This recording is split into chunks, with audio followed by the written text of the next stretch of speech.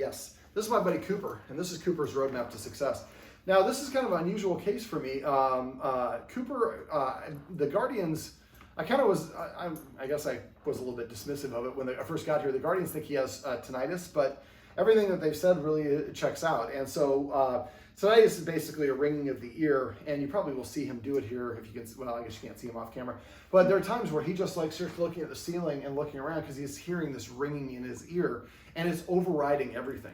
So I'm going to go over kind of the stuff that we talked about kind of as a summary here, but really until his guardians are able to kind of get some sort of relief or remedy for his tinnitus, it's going to be very difficult to do much. A lot of the things that I want to do involve him being able to be receptive to taking a treat. When the tinnitus kicks in, he really just, it overrides everything. Now, one thing that is good for him is tortilla, peanut butter on a tortilla. So he obviously has gone to UCSB because they're the tortilla throwers. But basically, I would recommend the Guardians. I recommend the Guardians get a lick mat, which they've already ordered, and you might want to get a couple of those so you can kind of have one ready to go.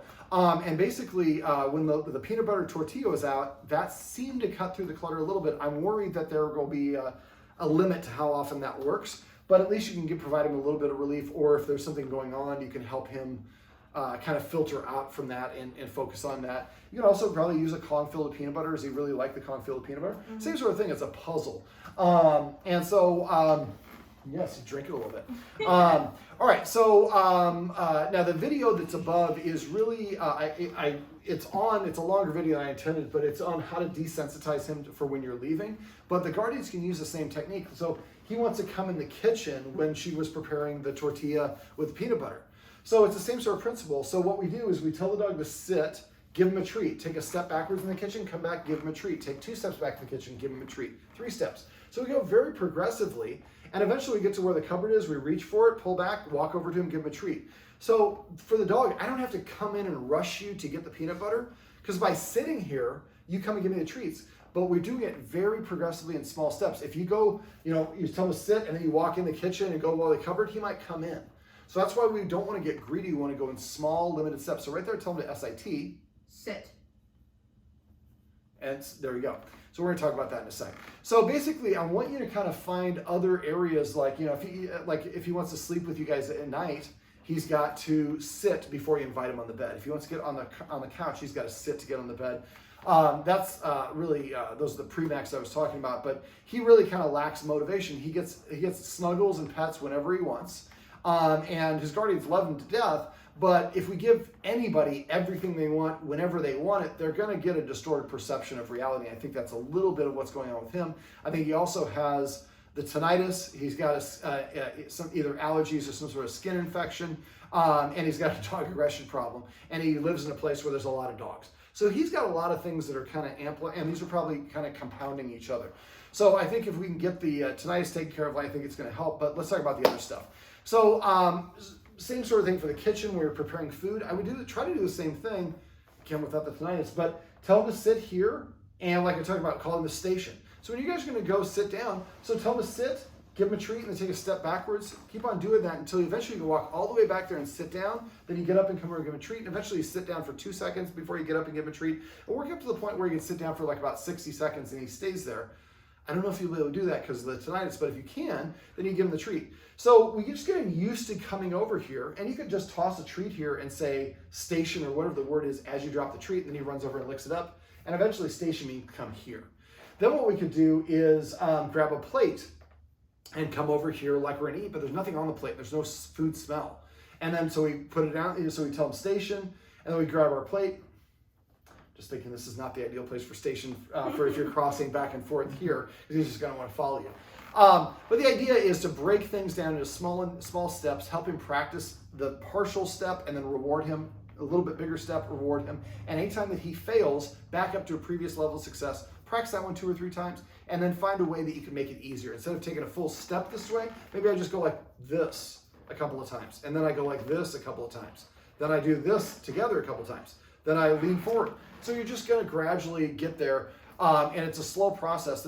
And that's why it's really helpful to do it at a time when you're not late for work, or you don't want to leave the room or eat or whatever it is, because we're adding this artificial deadline on it that has nothing to do with the dog and his problem. Like the exercise I said for the door, I'd like the Guardians to practice this at times that they're not going to go for a walk, So that way he's like, again, like I talked about, a drill, and he's calm and relaxed. All right, so we also talked about increasing his exercise. We showed how to do cookie in the corner. That's that throwing, 1 treat, 2 treats. So we're gonna say hunt and then throw the treat. And eventually you're kind of rainbowing it so they're going all over the place. And every time he licks up the treat, say yes, his marker word. And eventually when one of you takes him out for a walk, the other one can put like a treat under there, a treat over here. And I'm gonna leave the chicken liver treats that I was using that he really liked so he can smell them. And so then eventually after you've done the cookie in the corner enough, you say hunt, and he's like, there's treats, and he starts sniffing around. Sniffing burns energy, and it gives him something to do. So that might not be a bad game to try to do when the tinnitus is kicking in, but again, I think it's gonna override, but you might be able to get a little bit of rhythm with that. I would Google scent games. Dogs' nose controls 60% of the brain, and because the tinnitus is a brain-affected thing, if we can get him to really channel his nose, because it controls such a dominant part of his brain, that might be able to cancel out the tinnitus a little bit. Now, don't be weirded out if it talks about, when you Google it, if it talks about cadavers. You don't have to have cadavers in here. You can have them search for a bait lure, different things along those lines. But there's a lot of variants of that, and that gets him using this muscle, and that's very draining of energy, but also stimulating and gives him something to do. Speaking of something to do, he knows about, from what I understand, sit down and shake.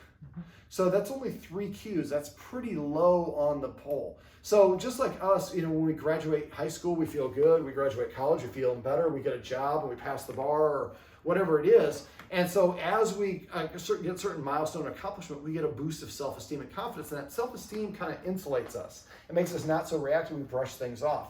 So also, we have a little bit of respect for someone who helps teach us. If we have a mentor who actually just helps us in our life journey and doesn't try to take advantage of us. Unfortunately, a lot of those a-holes out there as well. But basically, if you have a tutor or somebody that helps you pass a course or, helps you with a job issue or something like that, you have a reverence for that person. You hold them in a certain term of respect.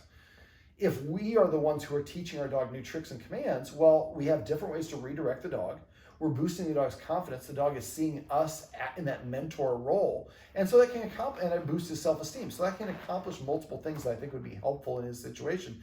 So what I'd like you guys to do is try to alternate. 1 week you teach something. And so maybe you're going to teach bang you're dead. So you want your food, bang you're dead. You want to go out the door, bang you're dead. You want me to pet you, bang you're dead. By the end of the week, you say, you want it? And he goes, bang, I'm dead. And then the next week you teach him maybe roll over. And the next week you teach them to go grab a beer from me out of the fridge or whatever. And these are all things you can teach your dog to do. But basically, each time you do this, if it be as simple as, I teach one thing called hurricane. I try to do it, he wouldn't complete it. But we just need him to do a circle. Another one, I call it take a lap, where I take a treat and lure him back here, and I put a treat in this hand, and lure him back to and I lure him around, and I say yes and give him the treat. So eventually I say take a lap, and the dog does a circle around you. That might be kind of funny for what you do for a living. And so coming up with these, I don't want to say fool's errands, but it's ways to distract him. If you're out and see a dog, and then maybe you see the dog, and before he sees it and gets a chance to react, and you say circle or do a couple goofy things, he's paying attention to you, trying to get that treat, and he's not even aware of the fact that there's a dog nearby. You've used that to redirect him and get him out of trouble beforehand. And also that boost of self-esteem. I like to see dogs have a minimum of 10 solid cues that you can say whatever it is, and they do it without even being able to read your lips, which nowadays easier said than done because dogs can read lips. When you're doing practice, keep it in short 2 to 3 minute practice sessions. Always end on a good one. The last repetition is what the dogs remember the most. And so if you push too far and the dog doesn't perform well, you get frustrated. Next time you want to practice, the dog's like, hey man, let's not do that. You got mad last time we did that. So next time, keep it at 2 or 3 minutes, and we get a positive one, like George Costanza, drop that mic and walk out of there, and leave it on a high note. And that next time he will want to do that. So do it in here, do it over here, do it back there behind the couch. Dogs don't generalize well. They have to do things a lot of variety before they can start being able to do it in different situations. So use that to your advantage. Face this way, face that way, all that sort of stuff. We also went over, other things you can do, tug of war. And when the intensity level gets high, pull out a treat, hold and say drop, and hold it up here. He drops it, yes, put it in his mouth, wait for him to settle down. And one of the things I did notice is that rope seems to carry a lot of attention for him. So when he does have the tinnitus, that might be a time to try to get him doing that, because you get him a little bit aroused, and also when he's doing that, he's focusing on that. The guardian actually has tinnitus as well, and he's learning how to kind of ignore it a little bit to some extent. So it's kind of the same sort of thing for the dog. I'm so intense in wanting to bite that rope, I'm not listening to anything else. Well, he is practicing not going at that. I'm going to do a little research, see if we can find some stuff that'll help with the tinnitus, but you want to try and look for things that you can do to distract him so he's not suffering, obviously, but also to get him to stop focusing on whatever that is, because I think he just thinks that there's bells or something up there, and I think that that's contributing to his barking outside. He's like, those assholes keep on playing all these crazy sounds that make my head hurt, and then I hear other sounds, and I just kind of conflate the two of those together. So exercise can really be beneficial for that. So take him out for sniff walks. Since he's reactive to dogs, one of the things you might do, and I know it's not convenient, but you might want to actually get in a car and drive to a park. Not a dog park, but a regular park. So if another dog comes by, you have plenty of space. You can walk this direction and that direction, and there's a lot of sniffs. Don't be afraid to bring a little cheese. If he's not sniffing, sprinkle that a little bit in the grass to get him delved into it. But I'm guessing he'll probably do a lot of sniffing. That's what we want, so let him sniff as much as possible. I'd like the guardians to break up exercise into smaller segments more frequently instead of like one walk in the morning, one walk in the evening. We can set games we talked about. We can do tug of war. We can play games of fetch, which the guardians are doing in here. If you can find a place that's enclosed, like a stairwell, get a retractable leash and throw the ball up and down the stairs. That's not an ideal one. I call it the doggy stairmaster, but the problem is because his reactivity, we're in an apartment complex, I don't want to have a dog come. So if you do that, I would do it upstairs so that if somebody, I would knock on both doors of the people on that flight and just say, let them know that you're going to be doing this. So if they want to come out with their dog, they call you, you grab your dog and go away. And that way you don't have somebody coming in through the door to the building and catching you off guard in a potential dog fight. Let me see, what else? We also talked about mental stimulation. I'd like the guardians to get a snuffle mat and start feeding him out of snuffle mat. Right now he's free fed. So I didn't go over this. So to change him for free feeding, what I want you to do is go over there, put his food in his bowl, it's back here, and then invite him over to eat. And he comes over and sniffs, goes, yeah, I know it's here. I'm going to eat in an hour and a half. As soon as he walks away, pick up the bowl, dump it empty, and put the empty bowl back down. 99% of the time, he'll come and lick the empty bowl. What's up? Well, this is like basic, man. The kitchen is not open all day long. So if you don't eat when I give you the time to eat, that's fine. I'm not going to punish you. It's not ethical to withhold food. It is okay to say this is the time we're eating, and if you don't eat, the food goes away and it's not available to the next meal, because that's the way it is for them in the wild. It might take a day or two before he eats.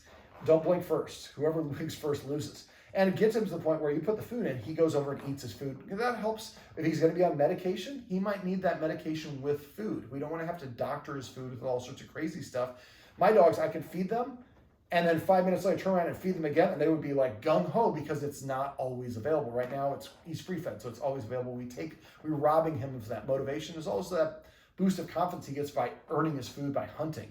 So once we get him about a week or so, and he's eating when you put the food down, then you can switch it, and it might take a little bit longer than that, that's okay. But then get a snuffle mat like the one I showed you on Amazon. Make sure it's really thick, so there's a lot of tassels. Don't get the one that looks like it's balding. And then basically you can wash those things, but work his food in there. So he's got to really use and work for his food. It might take him 15 minutes to eat his meal. That's like a walk. You're getting some mental stimulation in there. And after eating, he might need to lay down and take a nap. Awesome. Let me see, we can also get an Omega Paw Tricky Treat ball, that orange ball that I showed you. You can also there's all sorts of puzzles. A lot of them are like ball shaped and the Weeble Wobble and stuff like that. So get him a couple of treat dispensing toys. You can look for puzzles, but the guardians were talking about the puzzles with the sliders. I don't really like those because dogs figure those out so quickly, and he seems to be a pretty smart dog. So balls and things like that, they're going to act differently each time, are going to be more beneficial. And he could try the ball, but I think when the tinnitus is kicking in, he's not going to be in there. But he might do that for a snuffle mat or a lick mat, which the guardians have already ordered. I also talked to them about getting a thing of Adaptfil, which might help calm him down. I think it'll help calm him down a little bit for the sounds, but again, it's not going to help with the tinnitus. But let me see, scent games, cookie in the corner, things along those lines. So if we can come up with a dynamic where we're maybe going to take them for 2, 10, 15-minute sniff walks a day, we're playing tug of war twice a day, we're doing the doggy stairmaster once a day, we're doing scent games twice a day, we're using a treat toy or a puzzle, and we're feeding them out of 2 supplements. Now we've got like 7 to 9 exercise segments that we can sprinkle in every hour or 2 hours, and that's going to help kind of dial everything down for him. I also talked about rules and structure, so incorporating rules like he's not allowed to sit. Right now the guardians are eating, and he's pretty much trying to stick his nose right here on the plate while we're eating. So giving him a lick mat while you're eating might not be a bad thing to do. Just give him something else that he wants to do. You might even have to practice that, kind of like what I talked about at the beginning of this video. So give him a lick mat, maybe put it on the linoleum in the kitchen so he can't move it around, and then grab some plates, come over here, and with a knife and fork, touch your knife utensil and your fork to the plate, making those same sounds that you make when you're eating, and he comes over to check you out, but there's no food there. Oh, losers, I'm going to go lick my peanut butter. And we make the sound again. Oh, food. So he does this back and forth, and we desensitize him, and eventually he hears those sounds. I'm not going to go over there. I got peanut butter over here. So now we're helping condition him to staying over here. He's practicing being over here while we're over here eating. And eventually we can do it where we microwave a piece of roast beef or something like that, but we don't give it to him. The relaxation protocol would be awesome, but again, the tinnitus. Let me see, other rules. Don't let him follow you in the bathroom. Have him stay out. And I would do the same thing I just talked about there. So go in the bathroom, and is the bathroom the door right there? Mm-hmm. Is a small one. Mm-hmm. So basically, go in the bathroom when you don't have to go to the bathroom. So tell him to sit. When he sits, give him a treat. Say yes and give him a treat. And take one step in the bathroom, turn around, come back, yes, and give him another treat. Take a second step in there. Go in there, drop your drawers, and then pull your drawers up and go give him a treat. And then drop your drawers a little bit further, give him a treat. Sit down on the pot, get up, pull your drawers up, yes, and give him a treat. And eventually he's just going to be like, okay, I'm just going to sit out here, and then we go in the bathroom. And eventually we can close the door a little bit, and then a little bit more, then a little bit more. This might take several potty breaks. And don't do it when you actually have to go. So because you're like, I got to go, man. I can't do it 12 times. We practice these things when we don't have to, so we take all that pressure off. And get to eventually the point where you can go to the bathroom and close the door, and he sits there patiently waiting. When you actually close the door, so the first time you close it, open it, yes, give him a treat. Close it for 2 seconds, yes, treat. 3 seconds, open it, yes, treat. So when you're saying the yes, you say the instant the dog does it, or if there's time involved at the end of the apex. And make sure you're not going, yes, as I'm reaching for the treat. So I should say yes, then reach for it, and then deliver the treat. It should be a separate act afterwards.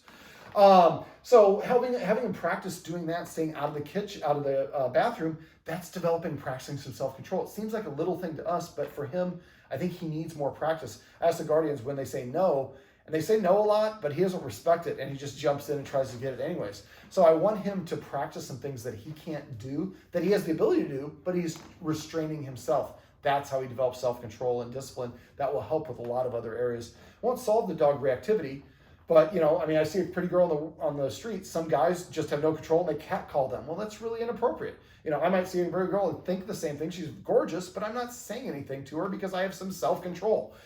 Probably not the best example, but you understand what I'm saying. All right, so we also talked about Premax, which is a less desirable behavior earns me more desirable behavior. So if you're playing fetch, he brings you the ball, drop. He drops it, then you tell him to sit, and if he doesn't sit, lean back in the chair, watch a little TV, read, do something else, and as soon as he sits, then throw it. And after a while, after a week of this, I would say sit. If he is to sit, then I would just kind of sit on the ball, and it's just like, he sits, you sat too late, buddy. But at first, we're going to do it right away because we're in helping condition. If we do this with petting with a purpose and passive training, he should start sitting faster and faster. And now we're shifting that leader-follower dynamic. So if I do something that you want, you're going to do something for me? Deal. There's motivation in it for me. So do that. The Premax, sit before I pick up the leash. Sit before I open the door. Sit when we're crossing the street. Sit when I get you out of the car. A lot of sitting. But also sit before I let you up on the bed or on the couch or things along those lines. So use that stuff that he wants to do as a motivator. We also talked about, and look for other rules that you can incorporate. There's probably other stuff that I'm just not aware of for your lifestyle. Anything that involves him requiring him to stop, check himself, and wait is a great rule. Don't do it arbitrarily. It should be a reason for it. But we want to stack a whole bunch of these little things that he has to do, each one maybe 5 or 10 times a day, and maybe 4 or 5 of them. That's 25, 30 things that he's got to do and relax. And practice some self-control. We also went over petting with a purpose to passive training. So remember, petting with a purpose is if he nudges you or you want to pet him, you tell him to sit or to lay down. And he has to do something to change his state. If he does, you say your marker word and pet him. If he doesn't, you play hard to get. We're going to use the watchword of paycheck. And so if somebody says paycheck to me, I'm petting a dog, I stop petting, tell the dog to sit. And then when it sits, if it sits, I say yes and pet it. And then I explain to my partner what was going on, why I was doing it, even if I did it right. Let me see. The other thing is we went over is passive training or capturing. So every time he comes to you, yes, and pet him. Every time he sits down, yes, and pet him. Every time he lays down, yes. Every time he looks in the eyes, I would say yes. When he eats his food, yes. When he poops, drinks water, anything he does, grabs that thing, yes. So the indicator, the yes, just lets him know that he did something he wants. It's comforting for dogs to know clearly what they can do that we want. Doesn't mean they always want to do it. That's why we motivate it by pairing it with a treat afterwards, so they're motivated to do the same thing that we want. But the idea is to get that dog conditioned to do all these things that we want. Instead of barking, right now he barks, he gets corrected. He jumps up, he gets corrected. He invades their personal space. Well, actually, he's petted for that unless they're eating and they tell him no. But so he doesn't have a lot of practice of that. So if we start practicing rewarding him for all these small things that he does on his own without asking, he's going to start coming and sitting down to prepay. That's what I forgot earlier. When he does sit down to prepay, make sure you pet him. Remember, if he comes and sits and prepays, you pet him for a sec, and then he comes and sits over here and prepays, and you pet him a sec and does it over here, he's saying, I'm bored. I need some exercise. So play some scent games, take him for a walk, doggy stairmaster, do something along those lines. Give him something to do. And every time he picks up an item, mark that. Yes, and then pet him. So picking up a ball is great. Yeah. Remember we talked about he's chewing, I think, to relieve some stress. So I'd like to see the Guardians pick up a couple nylobones of different shapes, and they also come in flavors. Get a water buffalo horn. You might also get an antler that is cut down the side, so it exposes the middle. Dogs that don't like antlers, sometimes that helps them. They kind of get into those. If he still doesn't like that, give it to a friend who has a dog for a week and then get it back. And a lot of times that will, other dogs want it? Well, I want it now. And so he needs some hard things to chew on. I would recommend probably going to the green spot, use that card, get a kneecap, get a cow's ear, get a trachea, get a no hide or a cow cheek, and then keep him off to the side. When he gets his mania or the tinnitus, pull those things out. You might find that having 5 or 6 of these chewables, he's frustrated. He gets to chew and release some of that tension. And then he's also distracted from what the other stuff is because there's great stuff here. There's marrow or whatever it is. And that way we can kind of help him get past that. There's a book that you might want to check out called The T-Touch, Tellington Touch. It's on essentially dog acupressure. And it's how to pet your dog in a way that's calming and soothing. So it's something that you kind of see, it seems to kind of go right up your alley. And just for the Guardian, she's like wanting to rub his ears, and he really leans into it. So he really likes that sort of thing. There might be some pressure. I mean, acupuncture and that sort of stuff does work. So there might be some pressure points that you can use that do bring him a little bit of relief. And you might even look up acupressure with tinnitus. There might be a certain place where you pinch and it cuts off a little blood flow. I don't know this stuff, so it's not my realm of expertise. But I would look for some experts for it. There's a place called 5 Elements. I don't know if you guys are familiar with 5 Elements. Mm-hmm. It's this is kind of a dirty word in the Midwest, but they're a little bit of a holistic shop. They do acupuncture, acupressure, doggy chiropractic work. And so there might be some stuff there. Dr. Jack is the one that does the acupuncture for my dogs. They have other people on staff as well. But there might be some stuff that they can try to do that might have an impact on tinnitus. I would just call them up and ask them, hey, I've got a dog with tinnitus, and David from DGP said that you guys might, I check with you guys and see if you guys have any experience. If they don't, they might be able to recommend you to somebody. Right now, the vet that the dogs have, the Guardians have, is helpful, but just like anything else, some people are experts at one thing versus another. And so I would ask your vet, are there any people that you know, any vets that specialize in dog hearing? I would definitely get his hearing checked, make sure that the eardrum isn't ruptured is something that the vet has already done, but there might be a loss of hearing that's related to the tinnitus. There might be an expert that has a pioneering new thing or knows what, experts are going to know stuff in their realm that your vet might not necessarily know because they're a general practitioner.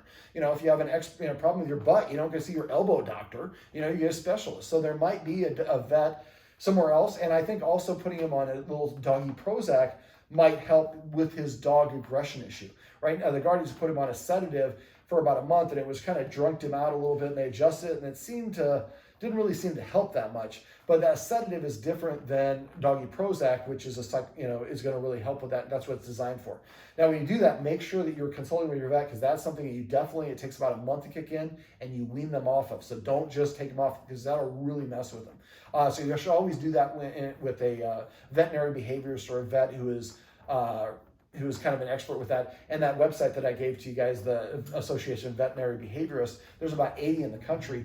They might be able to help you with this. But again, with the meds, but I really think just the tinnitus is that fundamental thing that we got to address first, and all the other stuff is going to be stuff that we can work on after that's the case. He looks like he's settled down. Which is good. Let me think, what else? Is there anything else I wanted to go over?